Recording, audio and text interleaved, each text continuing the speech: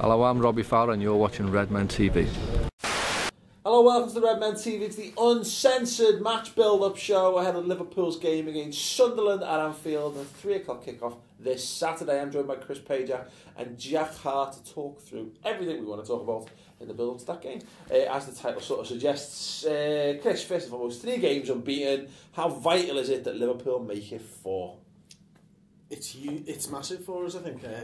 We've got to make it 4. We've got to beat the teams that are lower down in the league than us and teams that should be lower down in the league than us, and more for confidence again for the squad going forward, because we've got a huge game coming up after Sunderland in the Champions League, and we need to have, I think if we really want to challenge Basel and make it through into the knockout stage of the Champions League, we need a win against Sunderland to give the squad confidence that we can go on and do that. Yeah, definitely. I can't disagree with any of that, Jack.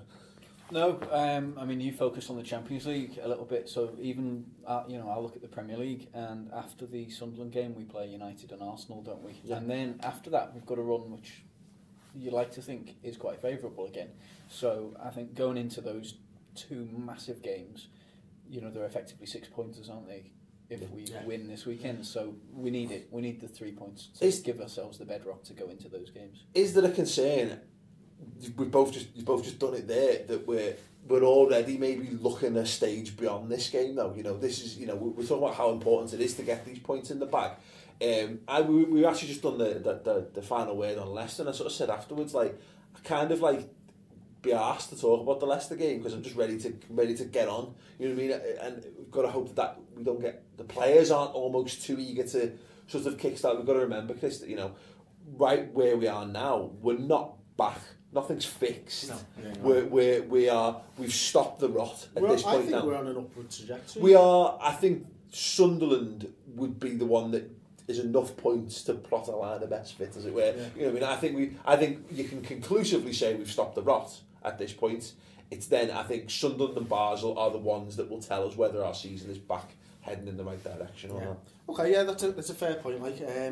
Whatever, the performances on the pitch have been better since Ludogorets. Including Ludogorets.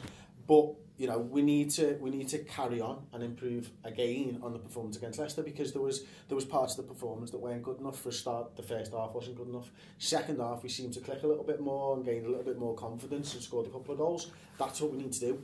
The big thing for me this weekend is that we need to start fast, because that's something that we've not done well. Mm-hmm.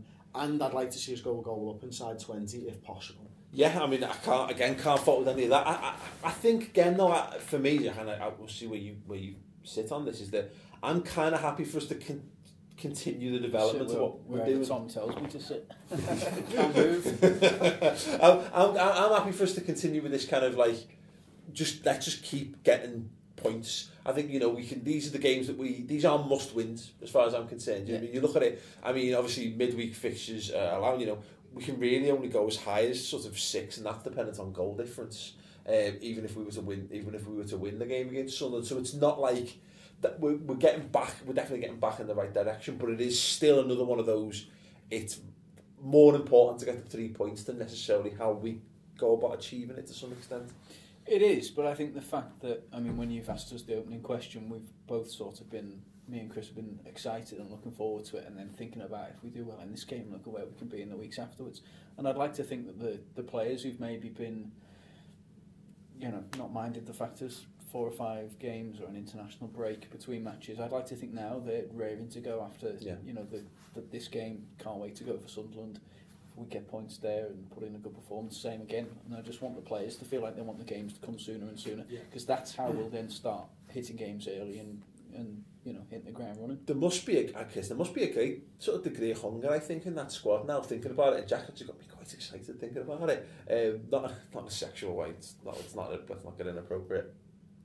But it's there's players there who are thinking, although we've seemed to have found a sort of settled spine to the team, or a settled basis for the side. There's players there thinking you got Coutinho, Lallana, even the likes of sort of Emre Can and Moreno and Manquillo. These are all players who are all in the rotation, and they must all be thinking, I've got a chance of being involved here now. And if whereas last season we had very much 11, 12, 13 sort of players. We've got a bit of a broader base to pick from, and these players are all. I'm actually be happy to see any of these players get in the side, and I don't feel we'd have any dip in quality for putting any of them in. No, mainly because we haven't been that quality.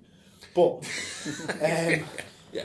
No, I totally get your point, and I think that the fact burst a balloon. Yeah, I think the fact that the games are coming thick and fast is that if you're not involved in that game, there's still a chance that only a couple of days later you're going to be involved in the next one, and it's good for the squad that they sort of feel like that, and it'll be good for the chemistry in the squad, and the more that these guys rotate as well, the more that the whole team will play better. And I think what we'll find is that if we can keep on rotating these players and keep on grinding out results, when we do make changes, long term it'll be better for the squad. Because there are times last season where we did make a change and only 1 or 2 changes, but the quality would dip massively. And that's because they're not used to playing together, whereas these players are... You're talking about Aspas and Moses, yeah, obviously. But... Of course, clearly. But you know what I'm trying to say is that they're not bringing in. He's not like always playing Coutinho with Lallana and stuff like that. Lallana might dip in one week and Coutinho might dip in the next. But the fact that they all get to play together over a run of games will be better long term for Liverpool. It's genuinely exciting. I think the two you've mentioned there. Jack, Lallana and Coutinho, because Lallana put in a good shift against Leicester, very well taken goal, but. Coutinho, I think, has really started to find a little bit of form. He's looked much better, but he's not quite got the end product. But it's kind of like guys going, "Well, we can have Coutinho in. Well, we can put Lallana in." I'm buzzing over that. That makes me actually feel really so much more positive about Liverpool in general than I was this time a year ago. We know that the way we played last season depended very much on confidence, and I think Coutinho has played well over the last 6 weeks or so when the team have been at their worst. But I think as we, if we can keep up this run of results and get that confidence back, then I'd like to think we'll see games when Coutinho and Lallana are both involved. Yeah. And when we've got that confidence, that's going to be fantastic to see them two working together. Yeah, absolutely. Couldn't agree more with that. One question, the rotational thing then. We're talking about Lallana, we're talking about Coutinho. Steven Gerrard, is he firmly in the rotation now, do we think? I would hope that he's firmly in the rotation, because I would hope that Lucas is firmly in the side. Yes. And that means that Steven Gerrard either has to play every week in the 10 or he's in the rotation, and I think I'd rather him be in the rotation. Yeah, no, I agree with that. If you agree or disagree with that, I mean, does Steven Gerrard... he was dropped at the weekend. Liverpool looked pretty good. Had their moments certainly without him. We grew into the game, but he was far more influential in the week against Leicester. Gets a goal, has a hand in the build up to two of the others as well. So where do you stand on that? Does Steven Gerrard, is he a rotated player? Does he play every other game, or 1 in 3, or 2 and 3, that kind of thing? Let us know your thoughts in the comments below. For me, and we talked about this on the final word show, didn't we? That this is yet another challenge for Brendan, as if he hasn't had enough in the last few weeks. Is that dropping Steven Gerrard when he's in shit form is not easy, but it's easier than dropping Steven Gerrard, who's just scored and just been giving a big fuck you to his, to all the people criticising him in the media and probably in the stands as well. So I mean, Jack, how does Brendan Rodgers handle that? Does he just say, "No, look, Stevie, you know the score now," or does he actually deserve to keep his place at the weekend? It's hardest the first time he does it, isn't it? From then on, the decision forever gets easier. Yeah. There's probably 3 midfielders who started that game who all deserve to be starting at the weekend, but by the same token, he's got players on his bench who are worthy of a place as well. Joe Allen, is worthy of a start. Emre Can was decent in recent games. Well, that's it. Emre Can. All of a sudden, if he doesn't feature, that's like 3 or 4 games since he's actually played for us, and I don't think he's done anything wrong to suggest he shouldn't be playing. So good problem. I think they're all on rotation. I think the only one really at the moment who's got a nailed on position is Lucas, because of the impact he's had in recent weeks. Yeah. In fact, I want to talk about Lucas. So you've neatly segued that for me, Jack. Good work. The question is, and I'll ask this to you at home as well: has Lucas made himself pivotal to the side again. And I was going because I was originally just going to put Pivotal to the side, but I say again because go back 2-3 seasons. I actually thought he was integral to the way we played. He was top quality until he got his knee injury, and then he has struggled for form and to keep his place ever since. But because all the stats doing the rounds after Leicester was this Gerrard with Lucas this season won 7, drawn 1 and lost 2, whereas without him they only won 2. Liverpool with him, not Liverpool, Gerrard. sorry, yeah, Gerrard on the brain. Without Lucas, only 2 wins, 2 draws, and they've lost 7. So the basic stats, which everyone seems are very happy to retweet after the Leicester game, suggests that Lucas is very, very pivotal to the way Liverpool want to play. Yeah, I mean, I don't, and I might be wrong on this. I don't need the stats to tell me that. You can read into the stats all you want. But the fact is, there's Carling Cup games in there, there's substitute appearances, there's all kinds of stuff. What I do is I look at the match and see how he's performing. Yeah. And the fact is that Liverpool are playing better with him as a defensive midfielder than Gerrard as a defensive midfielder for me. And that's what matters to me. Yeah. So, yeah, the stats do seem to back it up. I don't know how accurate they are because of what I've already said. Well, looking a little bit more in depth into them, of the 7 wins that Lucas has been involved in this season, 6 of them were at Anfield. So the only away one was Leicester in the week. And as you mentioned there, you've got the was it 13-12 or 14-13 Pens win against Middlesbrough. He scored twice that day. He did score twice. 5 little amounts for fucking length of the fucking game, wasn't it? Yeah, so there's certain circumstances there. West Brom, I think as we were talking about this earlier, Chris, is that we were actually already 2-1 up when he came on the pitch in that game. So, I mean, you could make a case for he shored things up or whatever, but, there's room for manoeuvre within these. I think on the flip side of that, you look at the defeats with him in the side. One of them was in the Bernabeu to Real Madrid away, where you would actually still say we were better for having him in there. As well, so I think you can go both ways with this. I think you've made I think Chris has made a great point there, though, that it's evident. You can just see how much better we are for having a genuine defensive midfielder in the side. Yeah, it just makes an awful lot more sense looking at our midfield and seeing him in there. And given the way our defence can play, it's nice knowing he's there from that perspective as well. Yeah. Definitely. He stays in for me, no doubt about it. Yeah. He's in there. Look, I agree. If you again, we'll further the question. Does Lucas continue for Liverpool? I'd like to think the vast majority of people would say yes, but if you disagree, look, by all means, throw yourself to the wolves in the comments section underneath. I'm not going to disagree with you, but I'll see how you get on. It's his response to this vice captaincy decision, isn't it? Yeah, but he does. We said this the other week. He looks very much a captain on the field, and we forget 2 years ago.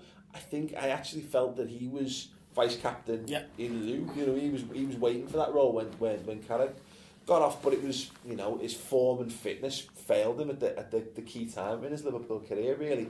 But it's going to be interesting to see whether that's a case of, because I think the people who still aren't sold on it, and like I say, you can look at the games we've won and lost and whatever with and without him.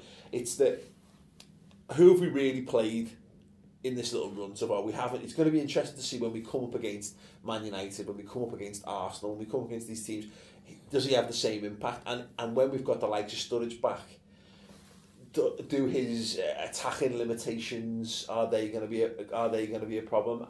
Time will tell. On Lucas and his attacking limitations, don't you think that the last sort of few weeks he's shown he can get forward a bit more than in previous years? I think he's always been able to do that, Chris. You know what? I think it's a forgotten side of his game. People forget that he wasn't a defensive midfielder. He was an attacking mid, by all accounts. A shocking attacking midfielder. But he is Brazilian as well. We also forget that. We've signed some of the least Brazilians, and until Coutinho, we got a proper one. You think about Fabio Aurelio was not Brazilian in any way. What Brazilian gets injured playing footy on the sand? That's really like the second fucking home. Do you know what I mean?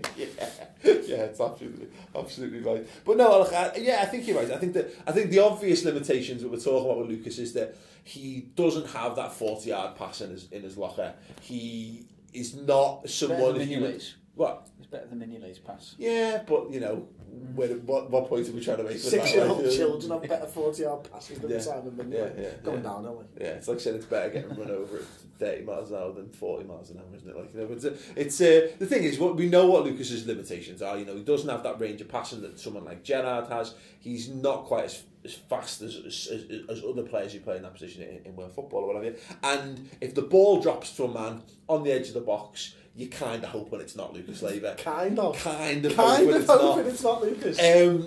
But you're right. Praying in the stands, it's not fucking Lucas. But you're right. You can't fault the dynamism that he's actually had, particularly in the last couple of games, getting himself in those positions. Well, yeah, and not only that, you know, you mentioned it a couple of times, is the fact that he hasn't got a 40-yard pass in his locker. But what he has got, and he's willing to do, is trust the players further up the pitch, because he doesn't mind throwing a 20-yard pass. Yeah. To someone who isn't in a lot of room and trusting them to do the job. Yeah. And that's a lot of pace on those passes. And that's something we've not seen enough of, has it? Because it instantly shifts us further up the pitch, doesn't it, John? Yeah.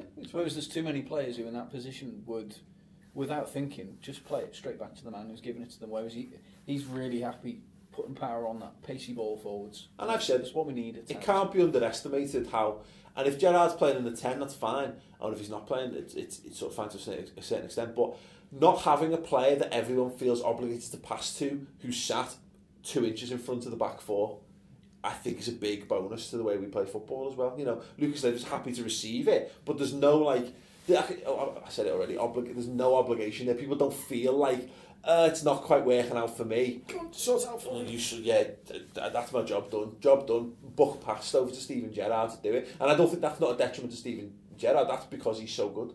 You know, the people do look to him in those situations. Whereas we saw it last December when Gerrard was injured and Lucas, Allen, Henderson took over the midfield, and the midfield seemed to work a lot better because everyone else has got to step up. All of a sudden, players have got to go, well, I've got as good a chance of doing something with it as I have if I just pass it to Lucas. Fucking, I'll just have a go. I'll just drop the shoulder and try and beat someone, and hopefully it helps raise everyone's game. Throughout Gerrard's career with Liverpool, though, hasn't it? Because you can think back to times when he's been injured 6, 7, 8 years ago, and it's always a big game. You think, shit, no Steven Gerrard. The players always stand up. The question is, what happens over a stretch of time? Can that happen? Because what happens when Gerrard comes in? He comes in and scores a goal, or he comes in and has a really good performance, as we saw again in that sort of week. So we'll see whether that can continue, because we're talking about this run last December, but ultimately we then went and lost to Chelsea and Man City. Without him in the side, what would the game have been different for having his influence in those big games? Again, time's going to tell on that one. Any more changes? Any obvious changes you'd make to the side? Does Moreno come? If we had a keeper, man, I'd change the keeper. Yeah, but you know, not to. It's almost not worth having the conversation. Yeah, exactly. Like, does Moreno come into the side? Probably not for me. No, I wouldn't. I'd probably keep it as Johnson and Manquillo again, to be honest. Yeah, I'm quite happy with Manquillo, and Johnson seems to have turned some kind of a corner at the moment. Midfield wise, I think I'd probably bring Joe Allen back in, if you're watching. Not because I love him and I suck his cock, but I think he's actually quite a good footballer. And it's a positive impact on the team. Yeah, go on. And then Coutinho. Yeah. Coutinho should come back in. Cool. I can't again. I fully agree with that, Jack. Yeah, I'd be keeping the back four the same. No doubt about Mignolet's position. And I would probably bring in Allen and Coutinho, for Gerrard and Lallana, I think. The only one there I think is the full backs, and given that we made the change at half time and he's looked to introduce Moreno, I think he's got to start. If it's all well and good trying to be more compact at the back and trying to be more defensive, but I think you've got to get Moreno working in that. I think Moreno will work better if Allen's in the side. Yeah, I'm happy with that. Sunderland are going to try and play a lot of football through Johnson down the right, aren't they? So it's going to be whatever people's thoughts on Johnson. I know it varies an awful lot, doesn't it? But they will try and get him to isolate the fullbacks quite a lot. That'll be something they try and do. So I think the left back choice is quite an important. Actually, makes Glen Johnson not a bad shout there. Given that Johnson Sunderland's Johnson likes to cut inside a lot. Yeah, it's the Arbeloa Messi. That was exactly what I was going to say, yeah. Absolutely. Yeah, so do let us know what you think the starting 11 should be in the comments underneath. We've got some score predictions in a moment, but first, if you haven't seen our social media and you didn't watch the Matchday live show, here is our Christmas jumper for this year. Da, da, da. Colo Crimbo. Get on it. This is a real thing, genuinely. As I said, we said on the final word show already this week. We did the Brendan Rodgers one last year. That's still available. You can go and buy that if this doesn't tickle your fancy. If neither does, then there's just no helping some people. So go check out. If you want to get one, yeah, they're available. If you're within the UK, you've got till the 16th of December. If you're outside the UK, we can only guarantee, apparently we've been told by the people who do them, guaranteed delivery for Christmas. By the 12th of December, and so, but I wouldn't risk it, because you know what, that might be like, you might get it on Crimbo Eve and you have it next Christmas before. You have it for next Christmas, so so get them in as soon as possible and make sure you've got them, because it went a bit mental last year, and the guy had a proper sweat on getting the printing done, like, so get your orders in early and guarantee it before Crimbo. So there you go. You can check them out on redmentvshop.com. Score predictions, Jack? 3-1. Okay, nice. Okay. 4-1. Fuck off. Ricky Lambert at it. and a Colo Torre over a kick. Excellent. From outside the area. Why not? We know why not. It as well. Oh yeah. Yeah, the Peter Crouch of hat-tricks. I'm going to stick with 2-1. That's the score, isn't it? That is the score. Let us know your score predictions as well in the comments below. Don't forget to give the video a thumbs up, give it a like, and subscribe if you haven't done already by clicking the button in the corner of the screen. How's that, Tom? Perfect. Oh. Well, tell me how it. Don't fucking give me a thumbs up. Left, right. Down slightly. There we go. Ta-da. Yeah, there you go. So yeah, makes sense. The problem is probably everyone's watching this already subscribed, and yeah, well done, Paul. Sat there for 5 minutes when you've done something that we did fucking 2 years ago. Thank you. Yeah, we'll be back with a post-match comment from outside Anfield as well, and then loads of stuff going into next week as well on the redmentv.com. Oh yeah, one new show we're going to be introducing for subscribers only is the LFC goggle box stuff that we did a couple of weeks ago for QPR. We've done it as a full show, so if you want to see us watching and reacting to certain elements of the match, we've done the goal reactions out there, but obviously there's loads of other bits and pieces, things like the sendings off and chances missed and Mignolet playing random passes to Esteban Cambia. So that's a subscriber exclusive and brand new show on the redmentv.com. Go and check it out. It's free for a month. Anyway, thanks very much. Enjoy the game of the weekend, and we'll see you there. Just first, man. Put it back in the box. Come on, back in the box. Shows Kiss me out. Just selecting his club.